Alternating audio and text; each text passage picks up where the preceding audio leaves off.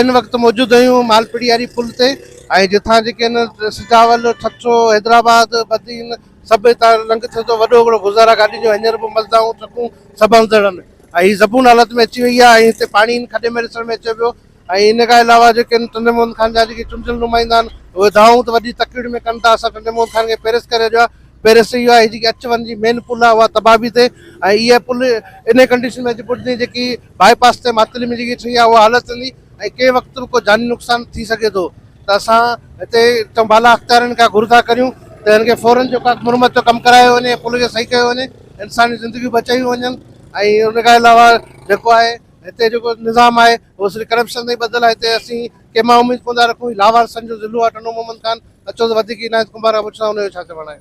टंडो मोहम्मद खान शेर के ॼण खां नज़र लगी वही है, सॼो शेर खंडर बणिजी वियो आहे। पर ही मेन जेका टंडो मोहम्मद खान जे वॾे में वॾी पुल आहे जेको हितां खां वठी कराची जो ही मेन रस्तो आहे, मेन रोड आहे, ही कराची ताईं वञे थो रोड।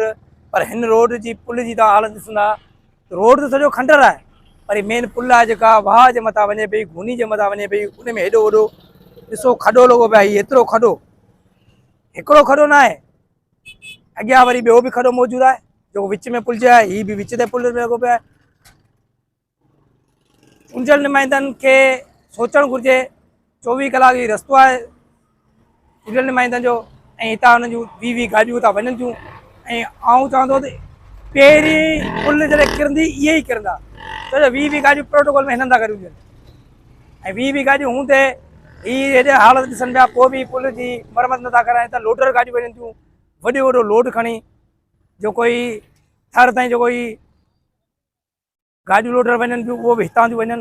वॾो कमु लॻो पिया आहिनि। पर बराए महिरबानी वरी बि अपील था करियूं चूंडियल नुमाइंदनि खे, महिरबानी करियो कुझु सोचो।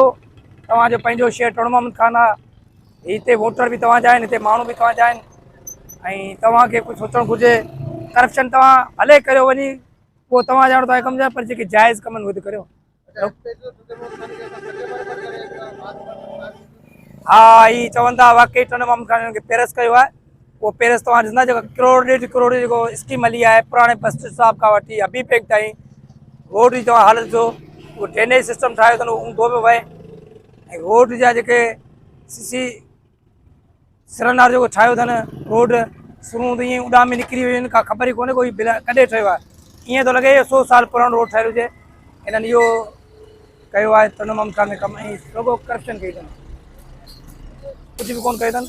पर हीउ मेन मसइलो आहे, हिते इंसानी जान जो मसइलो आहे, हिते इंसाननि जी ज़िंदगी जो मसइलो आहे। इन ते सोचनि हुननि भॻल टुटल रोडंदासीं हली सघूं था, को मसइलो कोन्हे। हितां त का गाॾी कोई पुल कोच ते किरी पई, का गाॾी में 20 माण्हू, कंहिंमें 40 माण्हू, कंहिंमें 50 माण्हू ते कराची वॾी वॾियूं जेके एसी कोचूं हितां थी वञनि, 60 माण्हू वेठा आहिनि। अलाह पनाह ॾे जेके पुल धमाके था किरी उहो माण्हुनि जो छा शक थो। बराए महिरबानी तवजो ॾियो, हीउ ठारायो पुल पहिरीं हिन जो कमु हलायो पोइ बि ॻाल्हि।